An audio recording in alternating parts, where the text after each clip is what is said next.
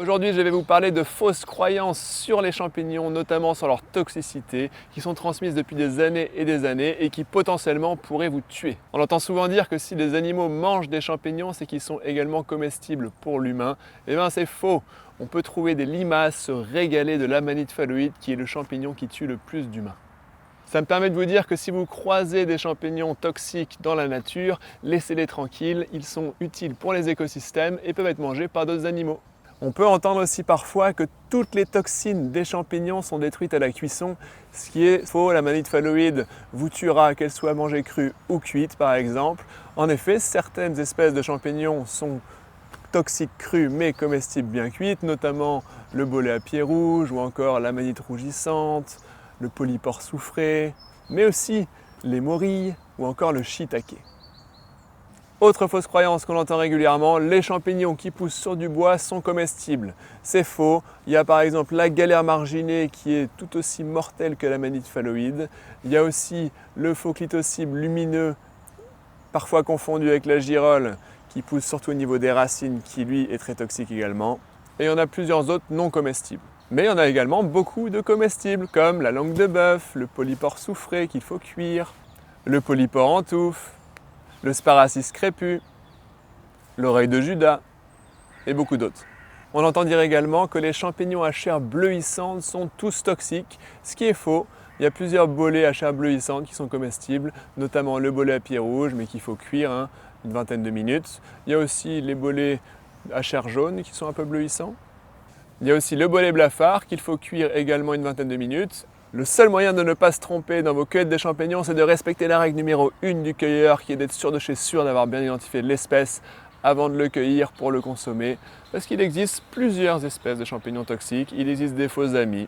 En France métropolitaine, par exemple, il y a une quarantaine de champignons extrêmement toxiques, mortels, parmi environ 400 qui ont une toxicité plus ou moins importante. Et en comestible, pour information, on en a environ 400 également. Et tout ça parmi plus de 10 000 voire 15 000 espèces de champignons, en France métropolitaine toujours, visibles à l'œil nu, c'est-à-dire dont le sporocarpe est visible à l'œil nu. On entend dire également qu'il ne faut surtout pas toucher les champignons quand on ne les connaît pas. Eh bien, sachez qu'il n'y a aucun problème à toucher les champignons, même les plus toxiques, même l'amanite phalloïde. Vous pouvez lui caresser le chapeau, voire lui faire un petit bisou sans aucun danger, même en mettant votre doigt dans la bouche après. Je ne conseille pas forcément de le faire, mais sachez que sur votre doigt, quand vous l'avez touché, il n'y a rien du tout en termes de molécules, donc pas de risque. Les champignons ne sont pas toxiques au toucher, ils sont toxiques par ingestion. Il est souvent déconseillé de mélanger les champignons comestibles avec les champignons toxiques. Ça fait sens, mais ce qui est souvent dit, c'est qu'ils pourraient contaminer les comestibles. Ça, c'est pas possible. Si vous mettez un magnifique cèpe dans votre panier et à côté une belle amanite phalloïde, l'amanite phalloïde ne va pas rendre le cèpe toxique.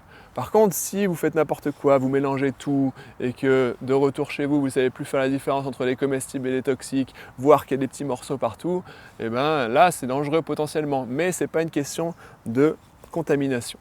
En ce qui concerne le ramassage des champignons, certains affirment qu'il ne faut absolument pas le prendre en entier, l'arracher, car ça prend ses racines et empêche ensuite les repousses. Déjà, les champignons ne font pas de racines. Les champignons sont l'équivalent des fruits pour les plantes. On appelle ça un sporocarpe. Quand on prend un cèpe, on prend l'équivalent du fruit du cèpe, qui est en fait un réseau de mycélium, de filaments très fins qui se trouvent en dessous, dans le sol. Donc quand on prend le sporocarpe, on n'affecte pas ce mycélium, selon beaucoup d'études qu'on vous mettra dans la description avec notre article. D'autres affirment qu'il ne faut absolument pas couper le champignon et laisser un morceau de son pied, de son stipe, car ce morceau de pied va pourrir et abîmer le mycélium, et donc il y aura moins de repousses car le mycélium sera abîmé. Ça aussi c'est complètement faux, car le champignon naturellement, dans son cycle, le sporocarpe, grandit puis pourrit, mais dans sa totalité. Donc que ce soit un champignon entier qui pourrisse ou un petit morceau de pied, c'est la même chose et ça n'affecte pas le mycélium. Par contre, de façon générale, pour identifier un champignon, on recommande de le prélever en entier pour pouvoir observer à la base du pied s'il n'y a pas des caractères importants. Enfin, y a-t-il des coins à champignons? Oui et non. On peut trouver des champignons partout. Et si on s'intéresse aux champignons et qu'on apprend à identifier beaucoup d'espèces de champignons comestibles, vous vous rappelez, il y en a plus de 400. Donc nous, c'est ce qu'on fait au Chemin de la Nature. On ne transmet pas que la connaissance des cèpes, des girolles, des trompettes des morts, des champignons comme ça, un petit peu connus et cueillis par la plupart des gens. on parle de tous les autres. Et donc, à partir du moment où on en connaît beaucoup, on peut en trouver partout. On peut en trouver dans les pelouses, on peut en trouver sur les arbres morts, les arbres vivants, dans les bois proches des villes, dans les forêts, les jeunes forêts, les vieilles forêts. On peut en trouver vraiment partout. Maintenant, si vous allez dans une forêt et que vous voyez des champignons, par exemple, disons des cèpes, une année, eh bien, ça veut dire que le mycélium du cèpe est présent. Ça veut dire que vous avez trouvé un coin. Donc l'idée, c'est de retourner dans ce coin dès qu'il y a les bonnes conditions et que c'est la bonne saison. Les bonnes conditions et la bonne saison, en gros, pour avoir plus de chance, c'est l'automne et il faut qu'il ait plu. Ce n'est pas parce que le 15 octobre d'une année, vous avez trouvé énormément de cèpes dans un coin de forêt que le 15 octobre de l'année suivante, vous en trouverez également. Car il faut qu'il ait plu dans la période qui précède. Et chaque année, il ne pleut pas exactement les mêmes jours. Et si vous voyez des champignons qui sortent d'un tronc d'arbre mort ou d'un arbre d'ailleurs dressé, mort ou vivant, eh bien c'est que le mycélium se trouve dans ce tronc d'arbre. Donc il pourra ressortir pareil dès qu'il aura les bonnes conditions. Il est important de connaître la biologie des champignons pour savoir où les chercher. Certains champignons vont se nourrir de litières, de feuilles mortes, d'herbes mortes, etc. On va les trouver dans les pelouses notamment, comme le rosé des prés ou encore le coprin chevelu.